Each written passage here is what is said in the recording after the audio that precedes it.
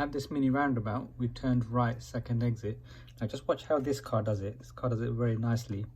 So they're going around the circle without the impression of turning left, but you've turned on the circle. So make sure you don't turn on the circle, go around the circle. So as that car's come to it, they haven't gone there and turned left to go right.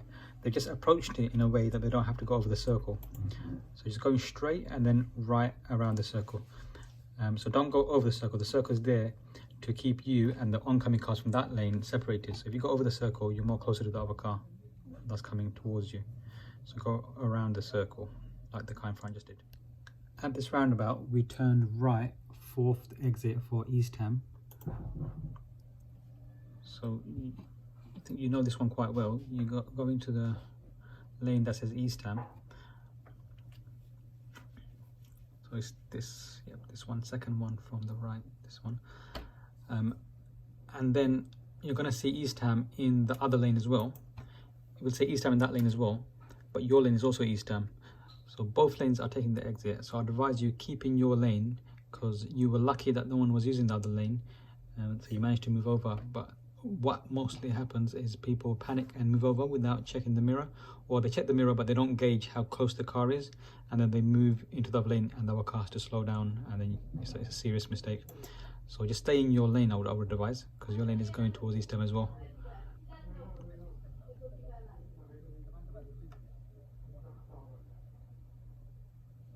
So both lanes are going to take the exit. Yeah, so it's still two lanes taking the exit. That's it, so two lanes are still taking the exit, and only now is it starting to merge to one. At the next roundabout, we were turning left, first exit. So for the first exit, we needed the left lane. Now the bus lane says 7 AM to 10 AM. So the bus lane can be used 7 AM to 10 AM. So we're taking the first exit at this roundabout. Okay, so end circular, first exit.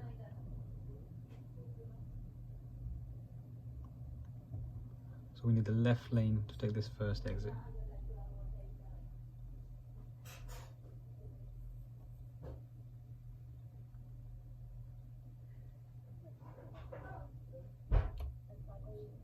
Then after you take the first exit, the left lane turns into Tesco. So you've got to use the right lane to go straight ahead. Next roundabout, we're taking the third exit for A406, A13. So A406, A13 is the third exit. It says it's straight ahead. Because it's the last exit, treat it like a right turn. It's actually that way. So as you come to it, it's not directly ahead of you. You're going to go around and it's more towards your right side. It's more over this, towards your right side over there.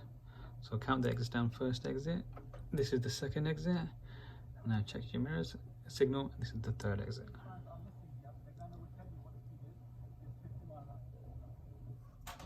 Here at this roundabout, we follow the sign for M25 Tilbury.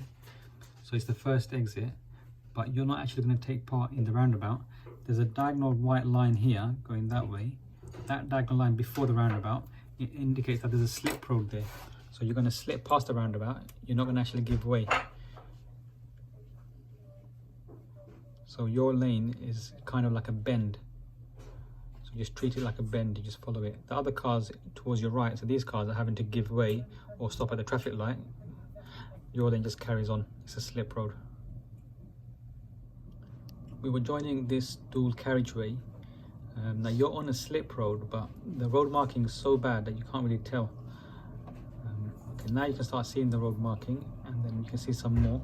And now from here you can tell this faint line is coming this way, and then it goes to the curb, and then your lane comes to an end here.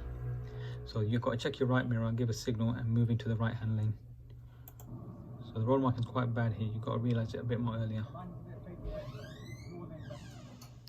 We were approaching this zebra crossing, and there's a person here. Person there. And I'll just stop you there. So I'll just show you that again. There she is, coming. got to see a nice offer.